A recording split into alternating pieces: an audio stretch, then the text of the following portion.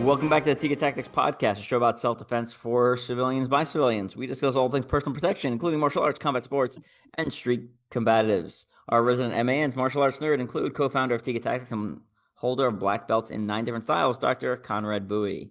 Hello, everyone. Missing Patrick again this week? Not a problem. I am your other co-host, retired Army Special Forces soldier, and now I guess technically retired champion obstacle course racing athlete, Evan Ultra-OCR man Perperis. Today we're going to be talking about some stories from Conrad's bouncer days. Before we get to that, though, quick words from this episode's sponsor. This is brought to you by Vulpes, as has been the case for basically every episode in the last year. One of the items I got from Vulpes this year, I ordered from them, was a Red Feather Blades training knife, and it specifically has the blade geometry of a Wharncliffe design. So basically it kind of looks like a ramp. The Wharncliffe design is what Martial Blade Concepts tends to use. That's what like their quote unquote their systems knife is, because as it goes into something, the way that the wedge is, it kind of like drives the blades down so it cuts. So I wanted a trainer that I could bring to Martial Blade Concepts when I go and train with them, which I haven't been doing in months, hoping to get one in this month or next month. That being said, I got a nice trainer from them, and it's great. It's not a folder, but it is a solid. It's about the size of like the knives they use with. It has the same blade geometry and very sturdy. It's got designed after the Red Feather knives.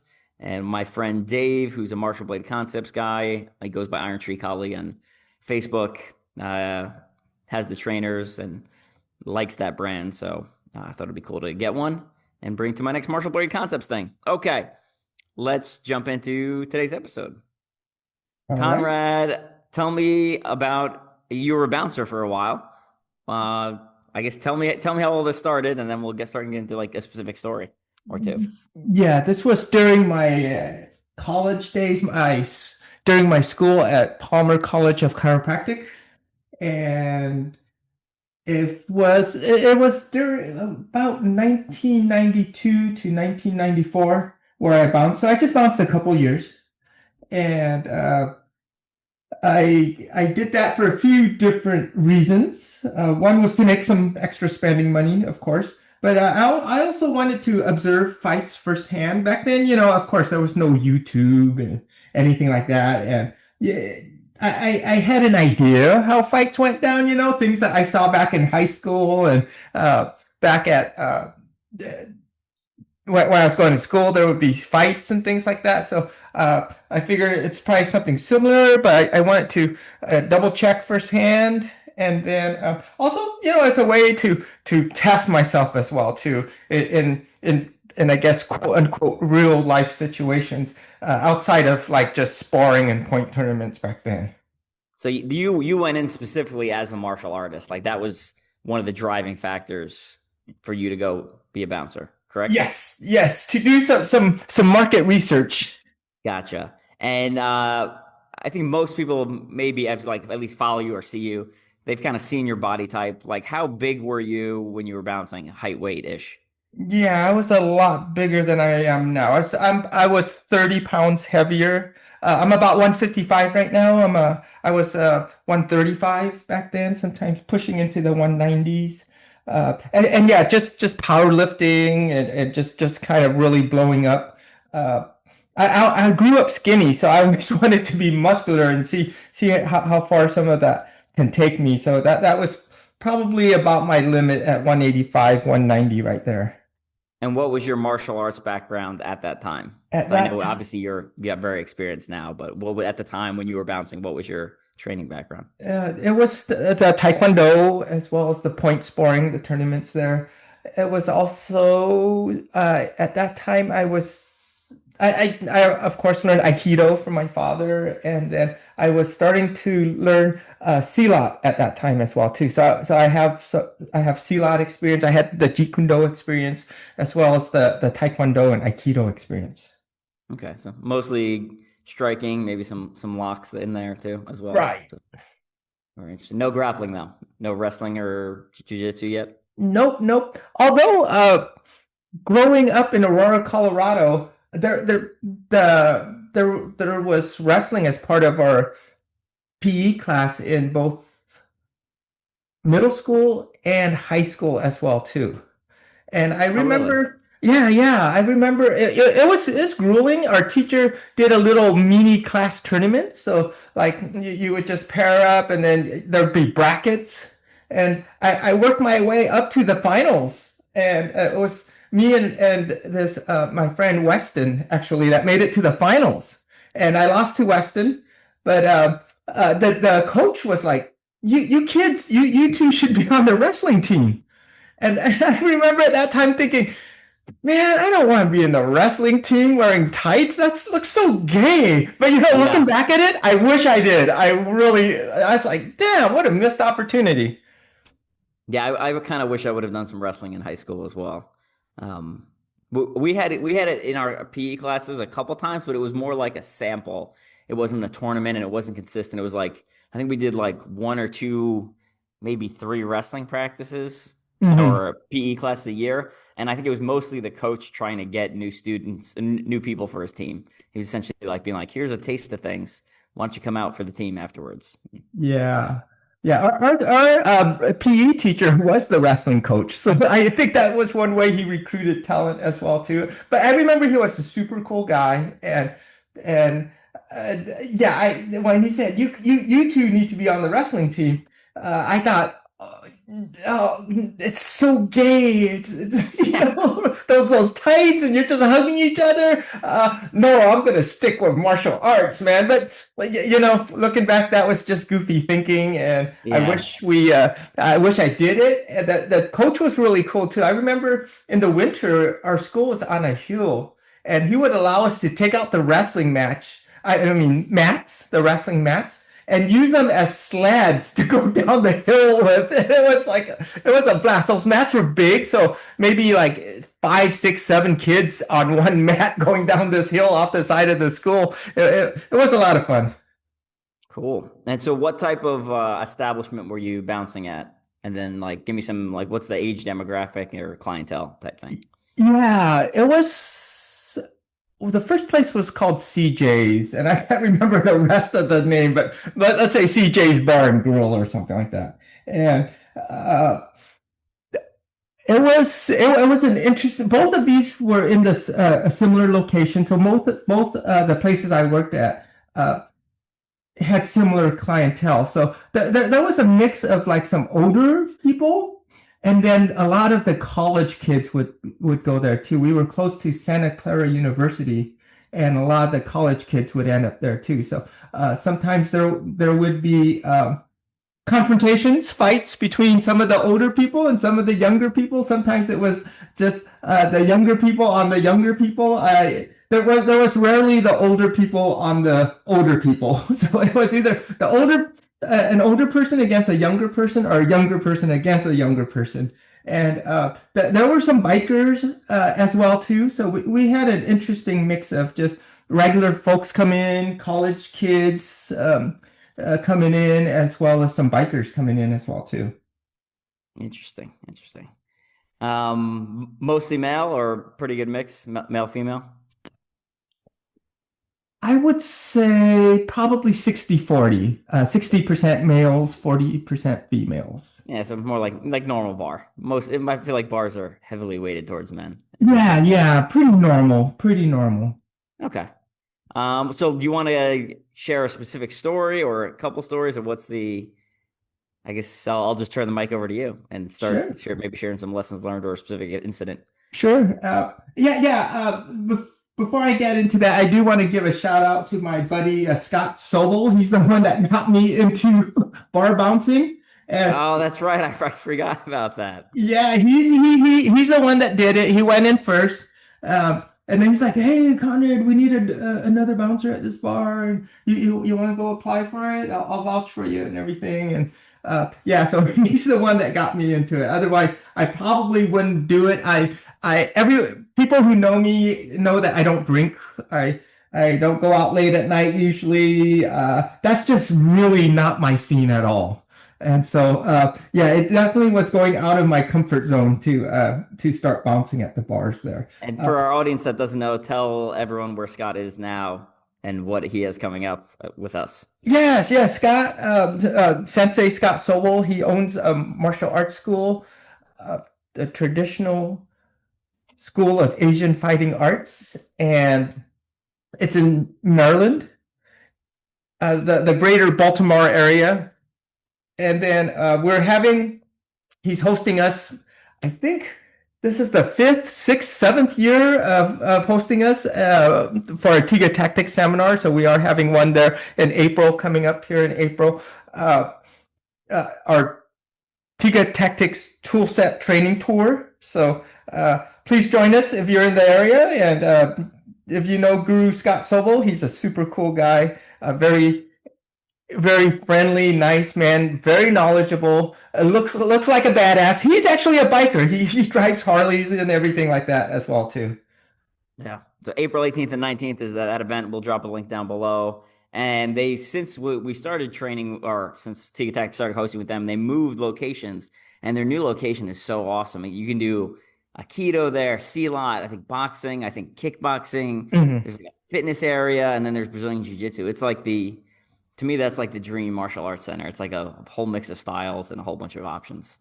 Absolutely. They have a dedicated room for the Aikido and Sila, a dedicated room for the Jiu-Jitsu, a dedicated room for the Muay Thai, yeah, and fitness equipment, strength and conditioning, as well as a full ring as well too. So it's a solid place. I think, yeah, the overall the I guess the main school there, if there is a main school, would be called the American Muay Thai there, as well as the BJJ program. Awesome. Okay, let's jump into it. Yep. So let's see here. So let's talk about one of the confrontations that I was involved in.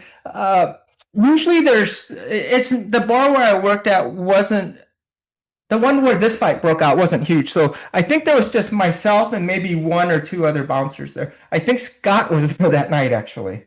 And so some of the slow nights, it was just one person at the door at that place. But the busier nights, like on the weekends, that's usually when I worked as well too.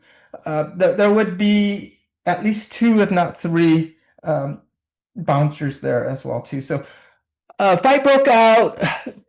This big dude, and again, I have no idea why these fights break out. A lot of times, what I see is just a big commotion in the corner or in the corner of my eye, and just like I look over and it's like I got to get to work now. So I'm usually not there where it escalates, although I have been there once or twice when it started up, and so I was able to diffuse those things. But this one, I just looked over and there's a lot of commotion. You can kind of think like the Charlie Brown cartoon where there's all that dust and everything like that, and just a lot of smoke and everything like that. So I run over there, and it's not up to me who's right, who's wrong. I'm just like, I gotta defuse the situation and get these people out of there, and that's basically my job there to make it a safe environment for the people there. And so, yeah, I run over, and being a bar bouncer, if you're smart about it, it's a pretty safe job because when you jump in there, the people who are fighting. I say the people because oftentimes it's two, but sometimes there's actually a whole group of people fighting. But regardless, they're all focused on each other, and so when you're running in there, they're not focused on you.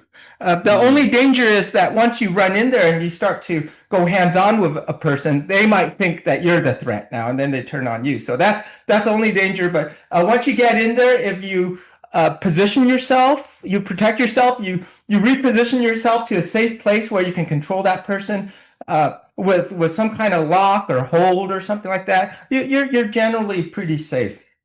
So I ran over there. I just grabbed the closest guy, and this dude was huge. I threw him in a hammer lock that included a wrist lock. So if you can imagine your arm bent back in a hammer lock, kind of like in a Kimura type of thing, but then you got a little gooseneck thing going on your wrist. That's what I had on this person. So I had him in a hammer lock with that wrist control, and so that wrist control really, the hammer lock is just a great control because it's gross motor skill. That wrist control, that takes a little bit of, I think, skill, because that was where my Aikido came in, actually. Was so I put the person in a hammer lock, and then I also twisted up their wrist. So they were really immobilized, because when you control that wrist, although it's kind of a small joint manipulation, you're able to control that whole body by turning that wrist left or right. So if he turned into me, I just push his fingers back towards his body. That'll turn him away. And so if he's trying to turn away, I could turn his wrist the other way. So I can steer his whole body basically with that wrist there action. And so I was able to get behind him, throw the hammer lock on with that gooseneck thing on his wrist. And I could remember I'm behind this guy, and I look up, and I'm thinking, man, I hope you don't turn around and look at how short I am. I'm about 5'8". And so this person, well over 6'2", 6'3". And so I'm just thinking, please don't turn around and look at me, because you are really a big guy. So I escorted him out, got him out the door, and he wanted to come back in. And so at that point, I just said, you're done for the night. You can't come back in anymore. When you're a little more calm and stuff like that, maybe tomorrow, next week or something, come on back. But you can't come back in anymore. And so he kept trying to push back in, and myself and the other bouncers were pushing him out. Luckily, at that time, a police car drove up, and the guy saw the police car drive up, and he just gave up and walked away. So that was an interesting one there. A couple things that worked well for me was that I was able to reposition myself to a good spot there. So I was on his back, which is probably the best spot. I think, whether you're doing Brazilian Jiu-Jitsu or Bagua or Silat, if you can get to someone's back, that's just the place to be. So that worked out well. That's all part of our PRO method. Some people say wrist locks don't work. It might not work, but it might work. And in my situation, it did work. So I think it depends on the situation. It depends on the person as well, too. I found personally wrist locks, they're harder to do with someone who has thick wrists and who's like a power lifter, like super strong grip. Their hand looks like a gorilla hand. It's just hard to pull off a wrist lock on them, but it's dependent on your skill level and on the physiology, the anatomy of your partner or your opponent or whatever. So and you also, I mean, you had him in a hammer lock, so you had him in a control position and then put the wrist lock on. Right. As opposed to being like, where I'm just trying to put a wrist lock on you without like having a good dominant body position or control. Absolutely. Absolutely. So yeah, I think that combining a wrist lock with some other dominant, like more gross motor, larger joint leveraging, that might be higher percentage. But I imagine it just depends on the skill of the practitioner and the situation as well, too. So wrist locks can work. Wrist locks can work when you combine them with something else. When we got the guy outside, I remember when he was trying to come back in. Obviously he's been in a fight. He wants to come back in, probably continue the fight or whatever. And so I remember putting my hands up, almost close to where it was in a prayer position, but it was just up, and I was just like, hey, you're done for the night. And so by putting my hands up really tight, close to my face, palms out, I call this, I've recently been calling this my is-as position, ISAS, is-as. Basically, for me, it stands for I'm scared as SHIT. I'm just scared. So I put my hands up like that. I remember my hands going up as just a barrier, because I was thinking, man, this guy could just go violent on me again. So I might as well get my hands up, and I use that as a barrier as well too. And it was non-threatening as well too. So uh, if you're in a bad situation, you know something might go down, and you just can't get out of there. You couldn't de-escalate it. Get those hands up, even when you're trying to de-escalate. Get those hands up. Get a barrier between you and your threat. And odds are, if somebody's going to punch you, they're probably going to punch you in the face. There's not a lot of body punches that I've seen in online, the CCTV footage, cell phone footage. I haven't seen a lot of that. So get your hands up, protect your face, and get a barrier between you and your threat. That also, people are like, "Oh, you just can't react fast enough when you're that close." They're absolutely right. You cannot react fast enough. But if your hands are already up there, basically protecting your head, you increase your odds of that happening as well too. Huge amount, because now they're not going from your side all the way up. They're going from up to maybe like your elbow flares a little bit, or your hand moves like a couple inches to your head. So absolutely. And the number of videos I've seen online of like, again, kind of ego fights where dudes are like chest to chest, and it's like with their hands at their side, it's like, what are you doing? Like, whoever punches first is clearly about to win, because you can't react fast enough when you're that close and your hands are at your side. Right. Crazy. And then on top of that, like you were saying, I mean, it looks non-threatening. It shows that you're the good guy, quote unquote. You don't want to fight, and then it puts your hands in a good position to strike from or defend from. So. Absolutely. I'm surprised more arts don't teach something like that. Just get your hands up like you're scared, and your palms forward, or your palms even in a prayer position. It's okay. Whatever you like, just get those hands up. I want to say that I was prepping my mind as well too. So if he threw a punch, it wouldn't be a complete surprise. So I got my hands up, and I'm prepping my mind thinking, this guy could punch me at any second. So if he did punch me, it wouldn't freak me out. So I remember prepping my mind. Right. I think that's one thing that can help somebody reduce that odds of freezing in a violent situation, is that if you're prepping yourself, you get your hands up, and you're thinking, this can get violent at any second right now. And if they do go violent, well, your mind's already prepped for that. But if your mind is completely blank, like, oh, I'm in a completely peaceful situation, he's not gonna do nothing, and then all of a sudden they become violent.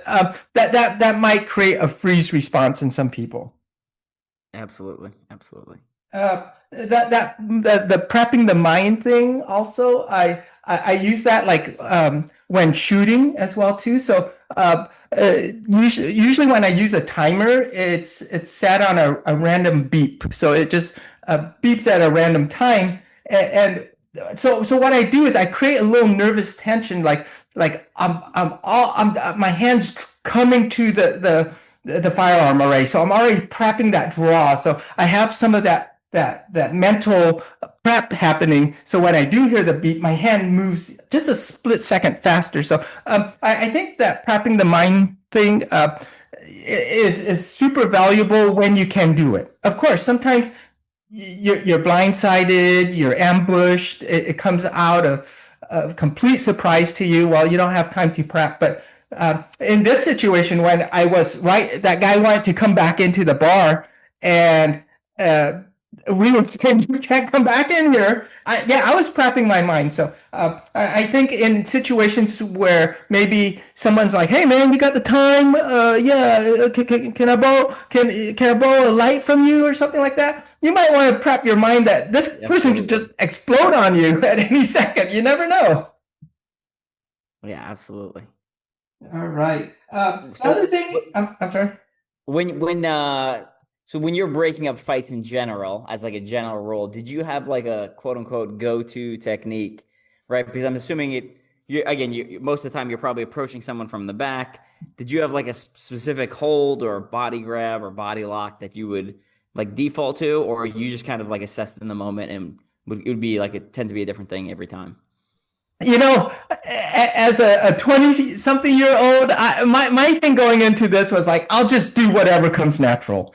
And looking back at that, I don't think that was smart. I should have had a plan A, plan B, plan C. Okay. Yeah, I was just like, when I got that guy in the hammerlock with the gooseneck on his wrist, that was just like it just came out spontaneously. That was something that I was training a few weeks back actually, and it just came out. But yeah, that was goofy. I think my go-to stuff was just a bear hug and pull them out, or if things got really bad, a chokehold. And Gotcha. so that was my loose plan. But I just basically just it wasn't very concrete. Looking back, I wish it was more concrete. Yeah, yeah. And when you got the job as the bouncer, was there any like was there an interview process? Was there any required training or anything like that? Or was it just like, oh, you're a generally physically fit 20 something year old, you're hired. Yes, that was exactly it. It's like they looked at you, "Oh, okay, you look like you can handle yourself." And then Scott, I guess, told them that I did martial arts as well too, and they're just like, "Okay, you're hired." Good Looking enough. back at that, that is a huge liability. I mean, you're just hiring some 20-year-old athletic person. You have no idea their skill or lack of skill, and there's no training. I wish there Their was some. emotional and social intelligence too. Like, Yes. I mean, there could be a fight, and the bouncer is like, "Oh, great, we're fighting. This is what I came for." And then he's like, now he's in the fight, and he's Right. making things worse as opposed to breaking things up. You know? Yeah, yeah, exactly. And so yeah, you had no idea who you're working with as well too, what they're capable of, what their mentality is like, what their mindset is like. No idea. And based And off all those answers, I'm sure there was no like standard operating procedure for working in multiple people. Like, all right, you get this or that. It's just kind of like you just run in there. Is that the yes, plan? the plan is everyone runs in there. That was literally the loose plan. Everyone runs in there. It was goofy. I totally agree. There should be somebody with an Overwatch, somebody Yeah, who looking for does this or weapons or that. right? Yeah, Yeah, nothing. And yeah, looking back at it, big liability for the owners, just all the way around. Like there was no standard operating procedures for like, okay, what to do if someone's drunk, like they're just completely drunk. And it's time for them to go home because they're probably going to fall and crack their head open somewhere. right. Nothing for that. Nothing for that. I've had to ask people to go home because they're way drunk. Nothing, no training with that. No training for like, okay, there's two of you guys. What should you do? There's three of you guys. What should you do? There's only one of you. What should you do? Nothing. Nothing.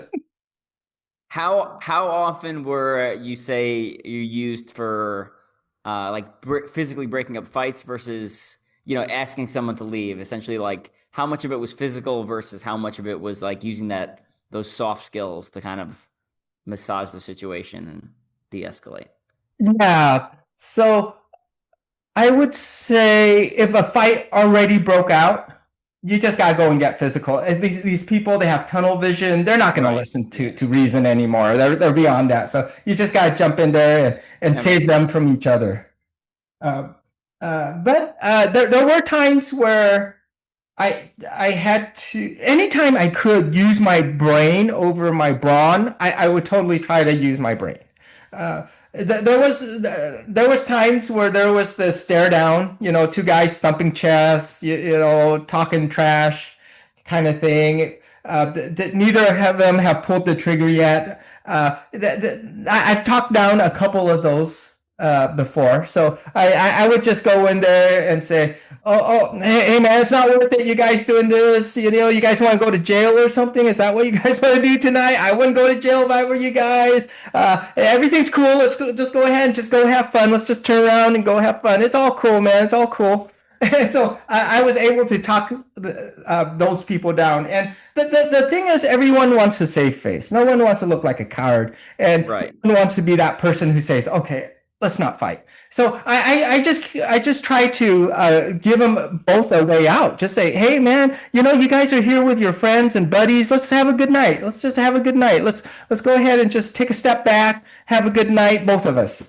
And so give them a way to save some face there. So I think as long as you show them respect and you're smart about it, you can de-escalate. And I really believe that's also a potential, like if somebody's in your face, like, hey man, you cut me off there, what the hell?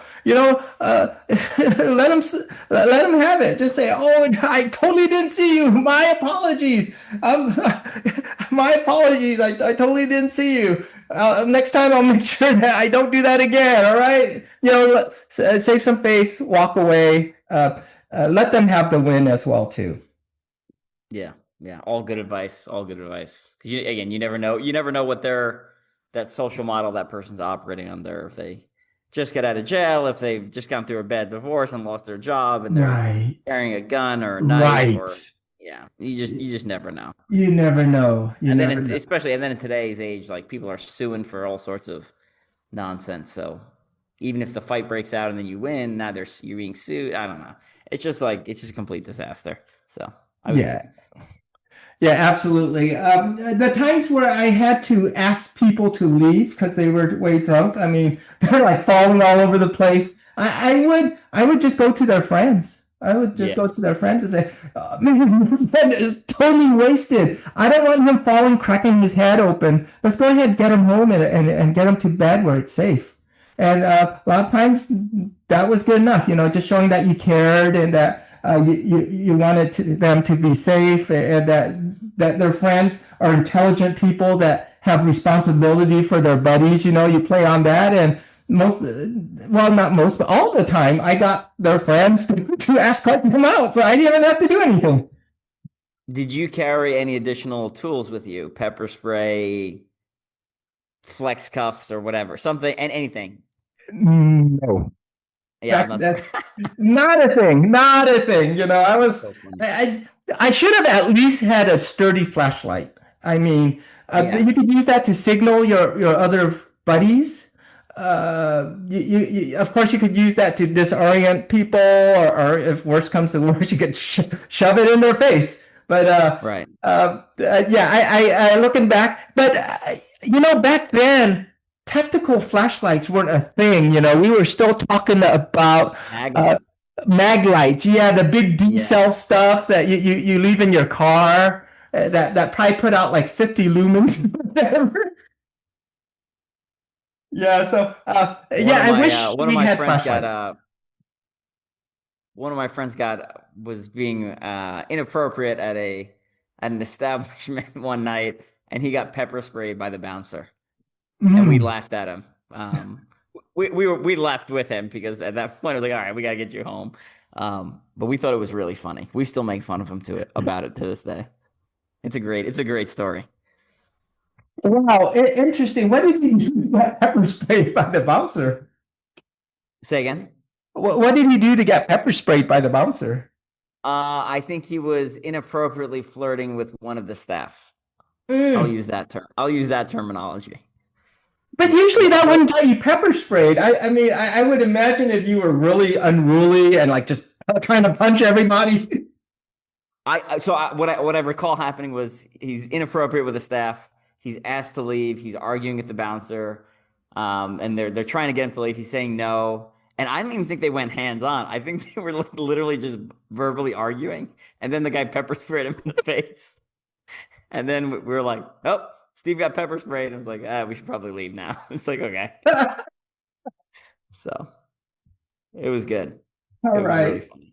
All right. Well, I never saw any of our bouncers use pepper spray or anything like that. I'm not sure if any of us carried it either. But looking back, that might be a good idea to have some pepper spray as well too on hand. I mean, based off of your lack of SOPs, nothing really is surprising at this point. It seems like absolutely we're and the hiring process also, yeah. Okay, well, I'll just wrap it up with some other general lessons as well too. Uh, I would say I would say 100% of the fights were just ego-based fights. Hmm. There were rarely any ambushes or just violence for the sake of violence or like criminal type of violence where they're trying to steal someone's purse or something like that. It was just from what I saw, a lot of ego-based stuff. Like, oh, hey, you're looking at me, or you, blah, blah, blah, or you, someone bumped somebody in the shoulder, or somebody's looking at each other the wrong way. Uh, I would say I can't say 100%, but I'd say pretty close to 100% of these fights, people could have gotten out of it. But I get it. People are young, and that's why I said there was a lot of younger people fighting each other, or the younger people fighting the older people. And so, Hmm. you've got an ego, you've got alcohol there. It's a bad combination. And so, if you were looking to avoid a fight, easy to do. But if you're young and on alcohol with liquid courage, then it's easy to find a fight as well too, and also easy to trip people and cause them to fight as well too. So uh, just again, I think a lot of our listeners, very mature people, we would all avoid fights in a bar. That being said, the easiest way to avoid a fight in a bar is not to go to bars. What can you say? You have ego, you have alcohol, things happen. Things happen there, and that's what happens at bars. So I hate to say it, just don't go to bars if you want to avoid fights. So, but hey, if that's your thing, just be aware that fights happen. Sit with your back to a wall or something. I've seen people just being completely clueless, like the fight's broken out and they're still literally sitting there. Like the fight's like the whole sorry for my language, a shit ball is rolling towards their way, and they're literally sitting there like it's like get out of their way, and you have this collateral damage, the people unnecessarily getting injured because they were completely unaware of their surroundings. So be aware of your surroundings. Understand that you're in a place where violence happens. Again, ego and alcohol; those are bad combinations. And sit appropriately.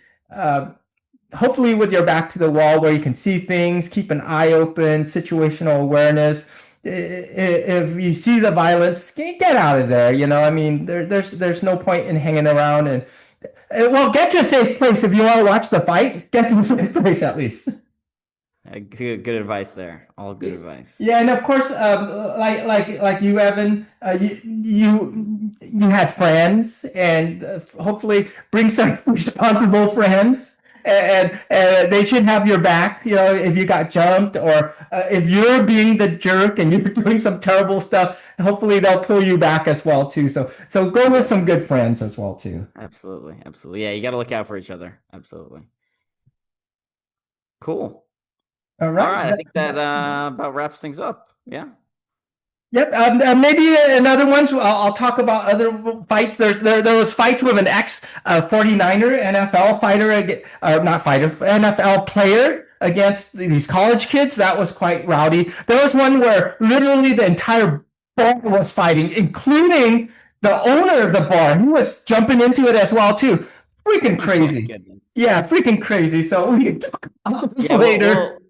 now that we have like a framework for kind of how your bar bouncer experience went in general, I think we can probably cram a couple of stories into the next time we cover the topic. Yeah, So, maybe when we're in Maryland, we can get Dean Sobel to jump in on those because he was in that would be good. Yeah, on we can some have of to get him on those. the Yes, podcast. Yeah. yeah, he was in on some of those. Some crazy fights there. Yeah, that's a good idea. That's a good idea. And to do that, well, we'll be there. We hope to see you April 18th, 19th, Tiga Tactics Toolset Training Tour in Maryland. I'll drop that link down below. What else you got to plug, Conrad?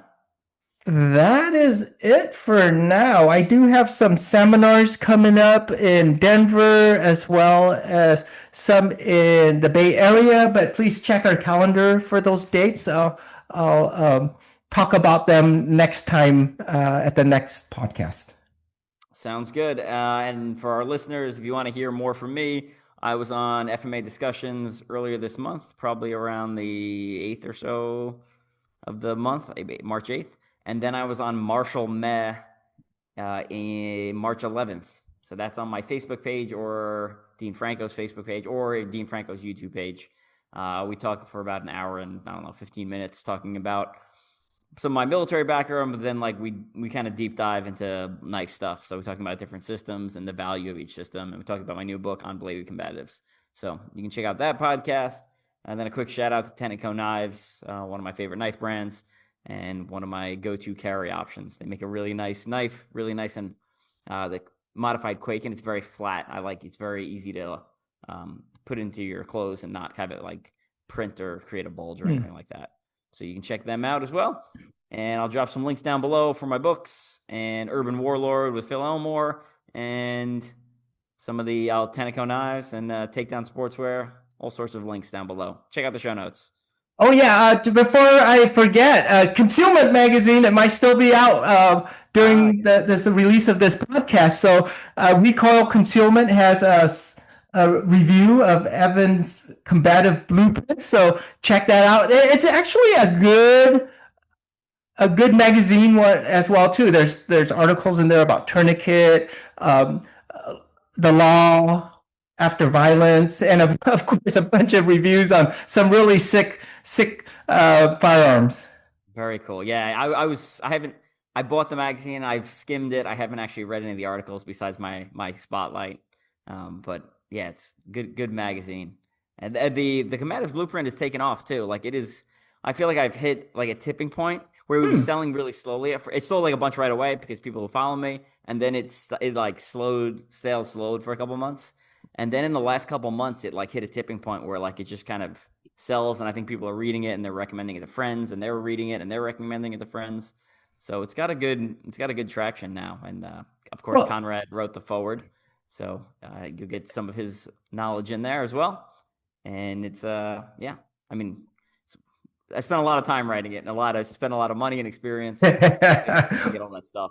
Not only martial arts, but also my military background and my fitness background. Yeah, I consider it like an evergreen book. It's something that's not going to go out of style, and I predict that it'll come and go in waves. Like there'll be a big wave of purchases, then it might hit a stall for a little bit, and they'll just wave up again, because this is basically truths that just are timeless truths. Yeah, sounds good. Yeah, thank you.